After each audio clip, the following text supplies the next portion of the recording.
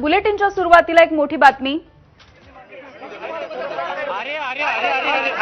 सध्याची ही दृश्य आपण बघतोय। छावा संघटनेचे प्रदेशाध्यक्ष विजय घाडगे हे सध्या अजित पवार यांच्या भेटीसाठी गेलेले आहेत।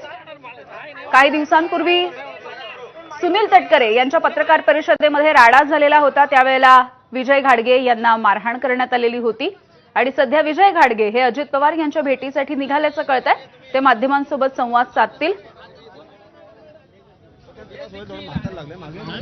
तर विजयकुमार घाडगे यांना झालेल्या मारहाणीच्या नंतर एकूणच संतापाची लाट पसरलेली होती राष्ट्रवादी काँग्रेसच्या विरोधामध्ये आणि अर्थातच आता याच सगळ्या पार्श्वभूमीवरती अजित पवार यांची भेट घेण्यासाठी विजयकुमार घाडगे निघतात। मी या ठिकाणी काल लातूरहून अजित पवारांना भेटायला निघालो होतो।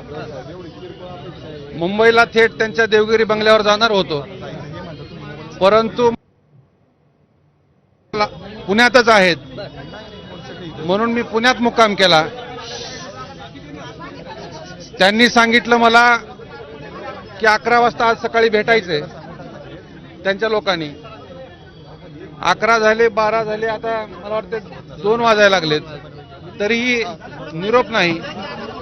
आता निरोप आला 1 तासापूर्वी। निरोप आल्याच्या नंतर असं ठरलं की 5 लोकांचं शिष्टमंडळ त्यांना भेटायला आलं पाहिजे आणि 5 लोकांमध्ये काय चर्चा व्हायची ती होईल। पण आम्ही सांगितलं की दादा, मला 5 लोकांनी मारलेलं नाही, मला कमीत कमी तुमच्या 30-40 लोकांनी मारलेलं आहे। माझ्यासोबत शेतकऱ्याची पोरं आलेत सगळे। त्या शेतकऱ्यांच्या पोरांना तुमचं उत्तर ऐकायचंय। महाराष्ट्राला तुमच्या तोंडून उत्तर ऐकायचंय। शेतकऱ्याच्या पोरावर का हल्ला तुमच्या राष्ट्रवादीच्या लोकांनी केला त्याचं उत्तर ऐकायला माझ्यासोबत शेतकऱ्यांची पोरं आलेले आहेत। तुम्ही आमचं म्हणणं ऐकून घेतलं पाहिजे सगळ्याच्या समोर। काय पोलीस प्रशासनानं आम्हाला सांगितलं की काही सिक्युरिटीचा विषय असू शकतो, काही असू शकतं, तरी आम्ही आमच्या वतीनं शब्द दिला होता ही शेतकऱ्यांची पोरं आहेत, चुकीच्या पद्धतीनं काही करणार नाहीत आणि दगाफटका करणारी आमची शेतकऱ्यांची औलाद नाही, हा शब्द आम्ही डिपार्टमेंटला दिला। तरी सुद्धा आम्हाला प्रेशर करण्यात आले की तुम्ही 5 लोकांचं शिष्टमंडळ घ्या आणि दादांना भेटा। तरी आम्ही 5 लोकांवरही तयार झालो, पण आमची एक अट होती की मीडियाला समोर घ्या, जेणेकरून दादासोबत काय चर्चा झाली ही महाराष्ट्राला कळली पाहिजे, ही माझी मागणी होती। पण ती मीडियाला बी नको म्हणतायत। यापूर्वी या महाराष्ट्रामध्ये अनेक चळवळी उभारल्या आणि बंद दाराआड चर्चा झाल्याच्या नंतर ती सगळ्या चळवळी संपलेल्या आहेत, एक लक्षात घ्या। मी असा कार्यकर्ता कुण्या राजकीय नेत्याला भेटायला हपापलेला नाही। माझ्यावर अन्याय झालाय, माझ्या कार्यकर्त्यांना मारले, शेतकऱ्यांच्या पोरावर त्या राष्ट्रवादीच्या गुंडांनी हल्ला केलाय, याचा फक्त मी दादांना उत्तर विचारायला या ठिकाणी आलेलो आहे।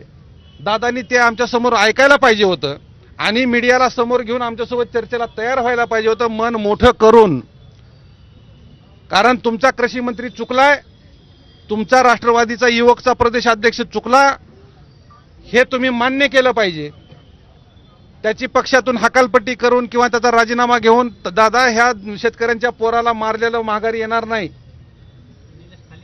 शेतकऱ्यांच्या पोरावर हल्ला एकट्या विजय घाडगेवर किंवा छावा संघटनेच्या कार्यकर्त्यावर हल्ला केला म्हणजे काय ही आम्ही निमित्त ठरलोय?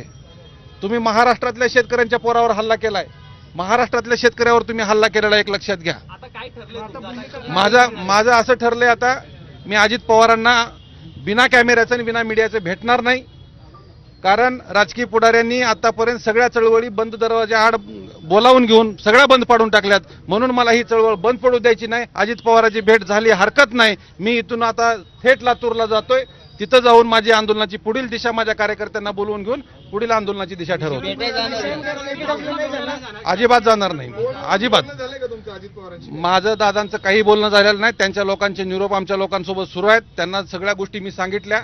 त्यांना मी सांगितलं होतं मी एकटा येतो, ठीक आहे, माझे 5ही लोक नको आहेत, मी एकटा येतो, फक्त मीडिया समोर राहू द्या, मीडिया समोर राहू द्या। कारण मीडियाच्या माध्यमातून महाराष्ट्राला कळालं पाहिजे की शेतकऱ्यांच्या पोरावर हल्ला झालाय आणि अजितदादांनी तुम्हाला काय बोललंय, हा माझा विषय होता।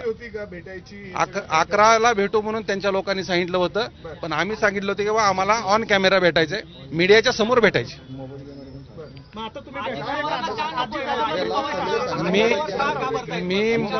कार्यकर्त्यांसह आणि मीडियासह भेटत आहे. ते भेटत नाहीत. मला त्यांना विदाऊट मीडिया आणि कॅमेरा, आमचा कॅमेरा सुद्धा असला तरी मी म्हणलो होतो आमचा एखादा कॅमेरा असला तरी भेटू, काय अडचण नाही. पण ते त्यालाही तयार नाही त्यांचे लोक. त्याच्यामुळे मी आता अजितदादांना भेटणार नाही. मी भूमिका जाहीर केली की आता मी इथून सरळ थेट लातूर